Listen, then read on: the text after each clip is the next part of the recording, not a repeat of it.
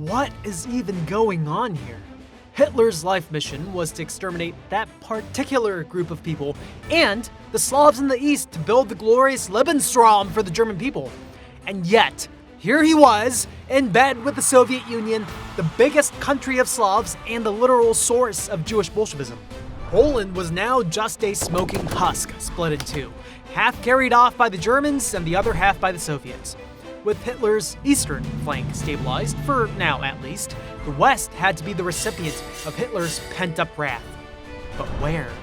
Everybody was having panic attacks from World War I PTSD, but nobody was having them harder than the very descendants of Vikings, Scandinavia. Denmark, Norway, Sweden, their asses belonged to Hitler according to the Molotov-Ribbentrop Pact. Oh, they tried to declare neutrality and stay out of it, but as my dad always told me, trying doesn't matter when you always fail.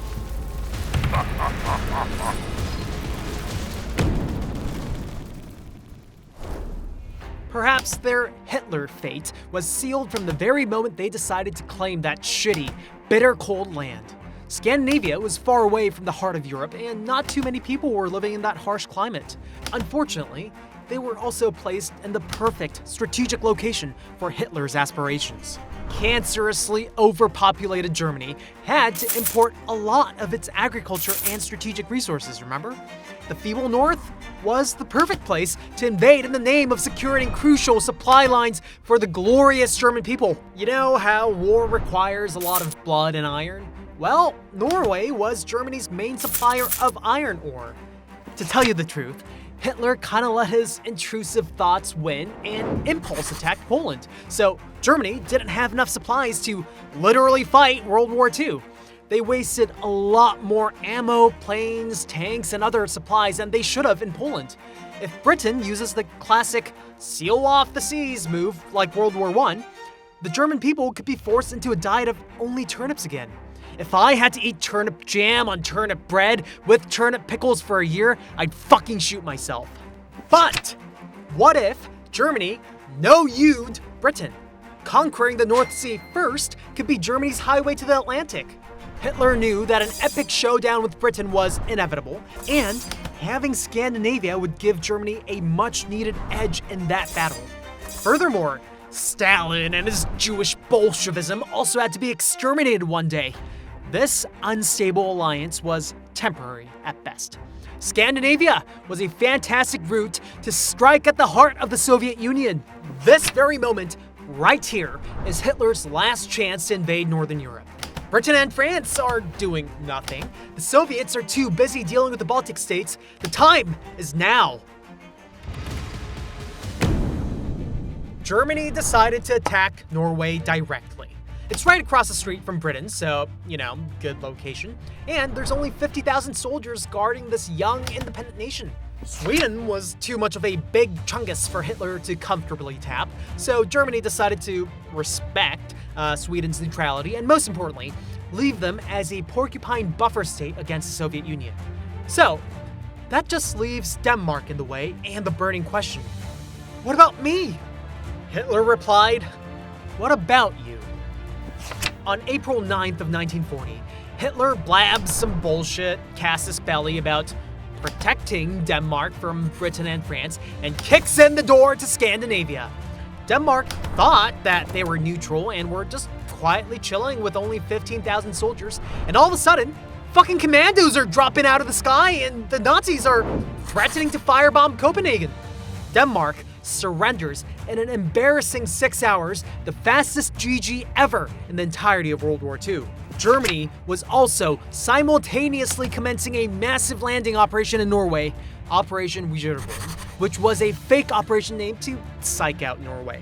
As I mentioned earlier, Scandinavia is the home of the Vikings and, most importantly, really, really cold. There was no way that the Nazis were going to slowly nibble away at this hell frozen over, one mountain at a time. But why bother? I mean, Norway barely has any soldiers, remember? Germany instead chooses to launch a simultaneous sneak attack on the major coastal cities before they even knew what hit them. This elegant solution had a flawless execution, and German troops successfully swarmed 6 different locations in a single day, April 9th. As Denmark and Norway were getting ravaged by the Nazis, Sweden chose to cooperate and opened up its train tracks to Hitler. Sweden never got conquered, mind you, but they were basically swallowed up as part of the Nazi bloc. Germany was able to snatch up North Europe, its mountains full of iron ore, and a strategic stronghold in the North Sea. So this begs the question. What the hell were Britain and France doing while Germany strolled through Northern Europe? This is where things get absolutely crazy. They were gonna do the exact same thing as Hitler. Bet they didn't teach you that in school. If World War I taught them anything, it's that quote-unquote neutral bitches could not be trusted. Like, Britain saw that it would be bad if Hitler could take Norway, so why not invade it first? Operation Wilfred, or Britain's invasion of Norway, was a landing operation scheduled for April 8th. Remember how Hitler's justification for invading Scandinavia was to protect them against Britain or something? Well, Hitler was actually kind of right here. If you've been paying attention to the dates, you would have realized something was wrong. If Britain was going to attack on April 8th, and the Germans attacked on April 9th, how come the Nazis were able to get North Europe so easily? Hell, the British Navy and the Nazi Navy even met each other in the sea while they were both trying to invade Norway. This is where Britain messed up big. Britain thought that the Nazi Navy was preparing to fight a winner-takes-all decisive battle against the British Navy like World War I. So they backed the fuck up to properly prepare for the huge fight against Germany. Hitler, blissfully unaware of Britain's paranoia, just kept doing his thing and invaded the defenseless Norway first.